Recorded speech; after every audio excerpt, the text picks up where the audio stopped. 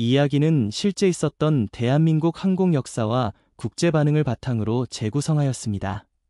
1950년대, 우리는 전쟁 잿더미 위에서 하늘을 올려다보았다. 그 하늘 위를 지배하는 것은 우리의 전투기가 아니었고 우리의 파일럿도 아니었다. 그저 빌려온 비행기, 빌려온 기술, 빌려온 미래였다. 그러나 단 한 세대가 지나자 대한민국은 달라졌다. 1970년대 F5를 조립하며 기술을 익히고 1980년대 F16을 면허 생산하며 자신감을 얻었다. 그리고 수십 년간 쌓인 항공기술은 마침내 한 이름으로 응축됐다. KF-21 보람의 한국의 첫 초음속 전투기, 그것은 단순한 무기가 아니라 70년간의 꿈이 날개를 단 순간이었다. 개발 초기, 세상은 비웃었다. 미국은 기술 이전을 제안했고 유럽은 부품 판매에 소극적이었다. 일본 언론은 한국이 독자 전투기를 만들 수 있다고 믿느냐라며 조롱했고 중국 관영 매체는 이 프로젝트는 곧 무너질 것이라고 선언했다. 하지만 그들은 몰랐다. 대한민국이 걸어온 역사는 불가능을 가능으로 만든 연속이었다는 것을. 수천 명의 연구원과 기술자가 10년 넘게 도면을 그리고 수천 번의 시뮬레이션과 수백 번의 부품 테스트를 반복했다. 전투기의 심장이라 불리는 A사 레이더, 공대공 공대지 미사일, 스텔스 설계, 초음속 엔진까지 그 어느 것도 쉽게 오지 않았다. 단 하나라도 실패하면 이 프로젝트는 종이 위의 꿈으로 끝날 수 있었다. 하지만 그들은 포기하지 않았다. 퇴근 없는 날들이 이어지고 공장 불빛은 꺼질 줄 몰랐다. 한 번의 시험 비행을 위해 수백 명이 밤새 데이터를 분석했다. 그리고 2022년 7월, 그날이 왔다. 하늘은 맑았고 활주로에는 검은 날개를 가진 보라매가 서 있었다. 엔진이 점화되자 굉음이 가슴을 때렸고 수백 명의 기술자들은 손을 움켜쥐었다. 속도계가 치솟고 바퀴가 땅을 떴을 때 그 순간 한국의 하늘에 새로운 역사가 쓰였다. 세계 8번째 초음속 전투기 보유국, 그것이 대한민국이었다. 해외의 반응은 즉각적이었다. 미국 군사 전문지는 한국은 이제 전투기 수입국이 아닌 수출국이 될 것이라 분석했고, 유럽 항공업계 관계자는 KF-21은 F-35와 유로파이터 사이의 시장을 장악할 가능성이 높다고 평가했다.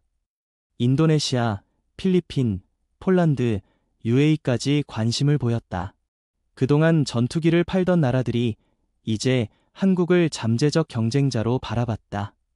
보라매의 의미는 단순한 전투기 이상의 것이었다. 그것은 우리 힘으로 하늘을 지킨다는 선언이었고, 우리가 만든 무기로 우리가 사랑하는 땅을 방어한다는 다짐이었다. 이제 대한민국은 육해공 어디서든 스스로를 지킬 수 있는 힘을 가졌다.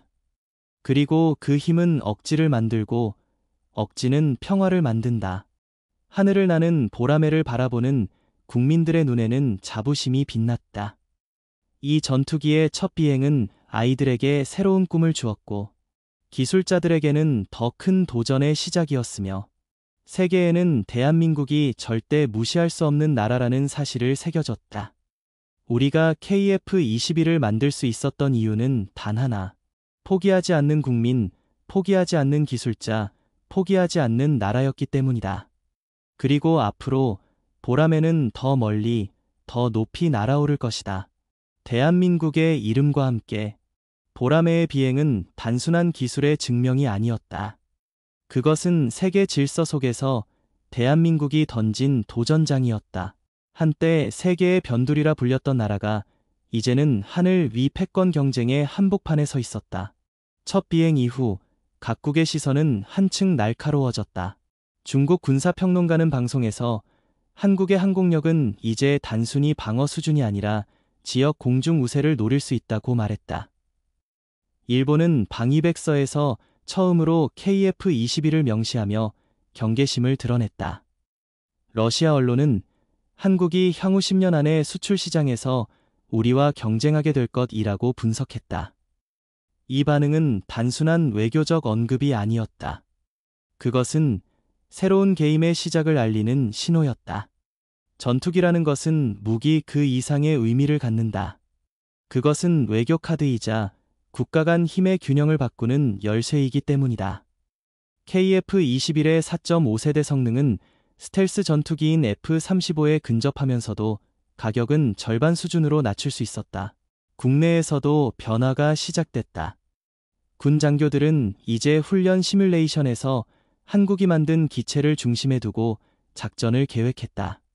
공군 조종사들은 이제는 빌린 하늘이 아니라 우리가 만든 하늘을 난다는 자부심을 품었다. 그리고 산업 현장에서는 수천 개의 협력업체가 KF-21을 통해 성장하고 있었다. 부품 하나하나가 국산화되며 그 기술은 민간 항공과 우주 산업으로까지 확산되고 있었다. 하지만 이 모든 과정이 순탄했던 건 아니었다. 개발 중반 국제 부품 수급 문제가 터졌고 엔진과 전자장비 테스트에서 수차례 실패가 반복됐다. 심지어 해외 언론은 KF-21 프로젝트 취소설을 보도하며 조롱하기도 했다. 그럴 때마다 기술진은 다시 도면 앞에 앉았다. 포기란 단어는 그들 사전에 없었고 실패란 단지 다음 성공을 위한 연습이었다. 그리고 2030년대 초 KF-21은 개량형과 수출형을 포함해 수십 대가 세계 하늘을 날게 될 것이다. 그 순간 우리는 단순한 무기 구매국이 아니라 무기 공급국으로서 세계의 힘의 지도를 바꿀 것이다. 그것이 바로 보라매가 가진 진짜 의미다. 이제 대한민국은 더 이상 뒤따라가는 나라가 아니다. 우리는 만든다. 우리는 수출한다. 그리고 우리는 지킨다. 하늘 위의 보라매는 단지 시작일 뿐이다. 다음 목표는 우리가 설계한 완전한 5세대 스텔스 전투기, 그리고 언젠가 우주를 나는 우리의 항공기. 그날이 오면 세계는 또다시 놀랄 것이다. 왜냐하면 그들은 아직 모른다. 대한민국이 마음먹으면 불가능이라는 단어가 사라진다는 것을. KF-21의 개발은 단순히 하나의 전투기를 만드는 과정이 아니었다.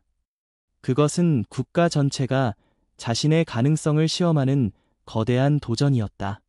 그 시작은 2000년대 초반 한국형 전투기 개발이라는 이름조차 생소하던 시절로 거슬러 올라간다. 그때 많은 사람들은 물었다. 우리가 과연 전투기를 만들 수 있을까? 심지어 일부군 관계자들조차 회의적인 시선을 보냈다. 왜냐하면 전투기라는 것은 자동차나 배와는 차원이 다른 복합 기술의 결정체였기 때문이다. 첫 단계는 작은 설계 도면과 몇 장의 개념 이미지였다. 그 도면을 본 일부 언론은 꿈같은 이야기라며 비웃었고 해외 군사 전문가들은 한국이 전투기를 만든다고? 농담 아니냐는 반응을 보였다. 그러나 대한민국은 멈추지 않았다. 2,000명 이상의 엔지니어와 연구원이 밤낮 없이 설계와 시뮬레이션을 반복했다. 비행기 날개의 곡률 하나, 엔진 흡입구의 각도 하나까지 수백 번, 수천 번 수정했다. 어떤 날은 시험 비행 직전 엔진의 미세한 결함이 발견되어 모든 계획이 하루아침에 무산되기도 했다. 그럴 때마다 누군가는 말했다. 포기할까? 하지만 다른 누군가는 대답했다. 우리가 아니면 누가 하겠어? 개발의 고비는 한두 번이 아니었다. 특히 핵심 전자장비와 센서, 그리고 레이더 기술은 외국의 수출 규제에 막혀 있었다. 우리가 필요로 하는 기술은 그들이 결코 쉽게 넘겨주지 않았다. 결국 우리는 직접 만들어야 했다. 그 과정에서 실패와 좌절은 수없이 찾아왔지만 그것은 동시에 우리의 기술력을 키우는 훈련이 되었다. 그리고 드디어 2022년 첫 시제기가 하늘로 날아올랐다. 그 순간은 단순히 비행 테스트가 아니라 대한민국 항공 역사의 분수령이었다. 공군 조종사의 목소리가 무전기를 통해 울렸다. KF-21 이륙합니다. 그 짧은 한마디에 수십 년간 쌓아온 땀과 눈물, 그리고 자부심이 담겨 있었다. 첫 비행의 성공은 국내뿐만 아니라 세계를 놀라게 했다. 외신들은 일제히 한국, 전투기 제작국 대열에 합류라는 제목을 달았다. 그들은 인정할 수밖에 없었다. 이제 한국은 더 이상 하늘의 소비자가 아니라 창조자가 되었다는 것을. KF-21은 단순히 방어용 무기가 아니다. 그것은 국제 무대에서 대한민국의 발언권을 높이는 외교의 날개다. 전투기를 만든다는 것은 곧 우리를 얕보지 말라는 선언과 같다. 이제 한국은 필요할 때 스스로를 지킬 수 있고 심지어 다른 나라의 하늘도 지켜줄 수 있는 나라가 되었다. 하지만 이야기는 여기서 끝나지 않는다. KF-21 프로젝트는 수출을 목표로 한 개량형, 해군용, 무인 전투기 버전으로 확장되고 있다. 2035년 우리는 더 진보된 스텔스형 보라매를 하늘에 띄울 계획을 세우고 있다.